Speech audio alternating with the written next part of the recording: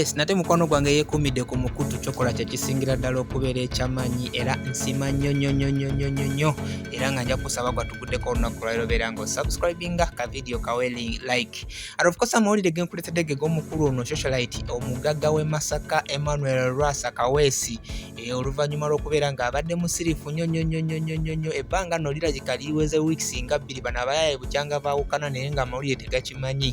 Lwasa bukyanga yawukana ne Angela Kakunda Kwankunda bukyanga baawukana weeks ziringa mu 2 naye imagine abamawulire gabadde tegavangayo okubeera nga boogera. Nina audio ya Lwasa gye ngenda okubeera nga nkuplayingirawo mu maaso oluvannyuma lw'okubeera nga twalabye ka video omukulu ono yabadde aliko mu bbaala omukyala ayitibwa Angela ng'aliko mu bbaala n'omwami omu nga beenywegera.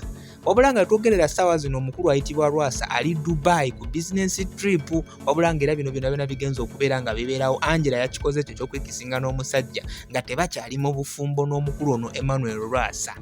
Era ye Lwasa ayogedde ebigambo bingi nnyo ebitiisa okuli n'ebiswaza ku mukyalo ono ebyabaleetedde okubeera nga baawukana era na biki byamulabyemu emize emibi ono omukyala gyamulabyemu egigenda okubeera nga nte gimulemya n'omusajja omulala gw'anaaba afunye. Ngenda kubeera nga nkuterawo ka video kano ka audio okakase omukulu Lwasa kiki kyavuddeyo okubeera nga ayogera ku relationship ate eyasobodde okubeera nga eyiika omulundi omulala. Tujjukira bulungi nti ono omwami yakyayibwako wali omukyala ayitibwa Diana Nabatanzi si yekka baayagalanako ne Desire Luzinda wamu n'abakyala abalala bangi nnyo naye nga ye Lwasa ajja buli kimu kimutambulira bubi and even this time around yakyawaganye n'omukyala ayitibwa Angela era nga wetwogerera ssaawa zino Angela takyali mukyala wa mukulu ono ayitibwa Lwasa.